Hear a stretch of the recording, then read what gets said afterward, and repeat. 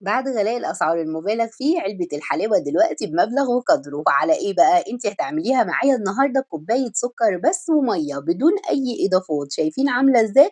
بجد حلوة حلاوة جميلة ومقرمشة كده وطعمها في منتهى الجمال، وهتطلع معاكِ ناجحة من أول مرّة. لايك وشير بقى كتير للفيديو، ويالّا بينا ندخل على المقادير وطريقة التحضير.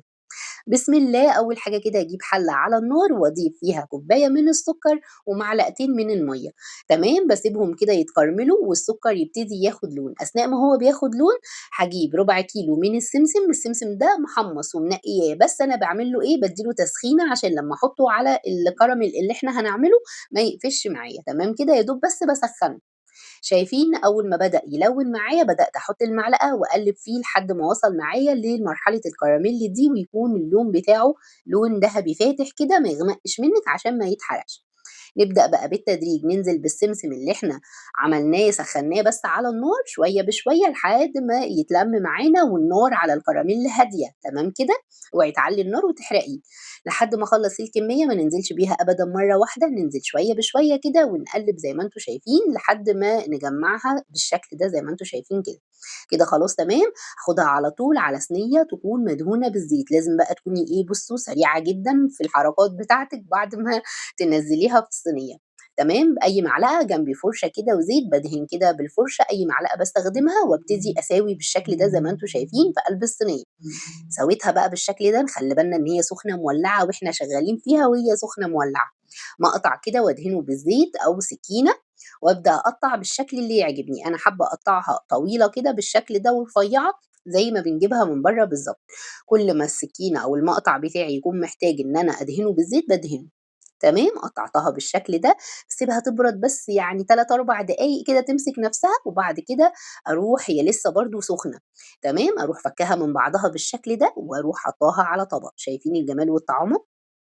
هي بقى هتنشف كده مع نفسها بعد ما نقطعها كده عشان ما تبقاش صعبة علينا وناشفة معانا أوي. شايفين عاملة إزاي؟ ما فيهاش ولا غلطة. قطّعيها بالطريقة اللي تعجبِك. لو شايفة إن التقطيعة دي كبيرة ممكن تقطّعيها على 3 براحتك خالص. ده كده شكل السمسمية. شايفين عاملة إزاي؟ من ربع كيلو عملنا قد إيه.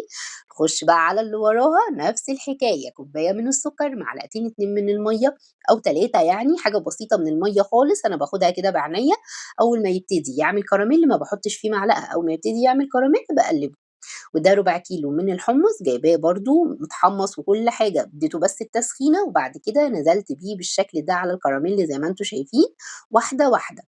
تمام، لحد ما ألِمّه ويتلَم معايا بالشكل ده. النار هادية، بأكد إن النار هادية. أوام بقى وبسرعة كده على الصينية تكون مدهونة بالزيت، وأبدأ زي ما قُلت لكم أي أدوات باستخدمها معايا الفرشة والزيت، وأبدأ إيه، أسويها بالشكل ده وأقطعها نفس التقطيعة اللي فاتت. تمام كده؟ ونخلّي بالنا بقى من إيدينا عشان الصينية بتبقى سخنة زي ما أنتم شايفين أنا ماسكة كده الصينية بفوطة عشان هي بتبقى سخنة جدًا. عِدت على التقطيع بالشكل ده زي ما أنتم شايفين، ضبّطاها دقيقتين 3. هي ما تستنيهاش لحد ما تنشف خالص، هي برضه هتبقى سخنة عشان تعرفي تقطّعيها دقيقتين 3 وتخرّجيها بالشكل ده. حتى هتلاقيها في إيديكِ طرية لسه، هتحطيها بس كده على طبق هتلاقيها نشفت معاكِ وبقت زي الفل. شايفين عاملة إزاي؟ حلوة جدًا. نخش بقى على الفولية اللي هي طبعًا بالسوداني. برضه نفس الحكاية كوباية سكر. على فكرة الكوباية المعيارية دي نفس الكوباية اللي هي مَج الشاي أبو إيد العادي خالص. معلقتين من المَيّة أسيبه يتكرمل زي ما أنتم شايفين وصل معاه للمرحلة دي. طبعًا أنا هنا ما جبتش معاكم السوداني، حطيت ربع كيلو من السوداني طبعًا متحمّص. أنا سخّنته بس على الطاسة زي ما عملنا في السمسم وفي الحمص. تمام، الصينية معايا مدهونة وأبدأ أنزل بيه بالشكل ده. بُصّوا وأساوي بقى المقطع ده دهنته كده بالزيت وبدأت أساوي بالشكل ده، وبعد كده قطعتها نفس التقطيعة اللي فاتت، وده كده شكلها زي ما أنتم شايفين. تمام، أنا هنا طخّنت السودانية شوية، ممكن ترفعيها أكتر من كده لو أنتِ حابة.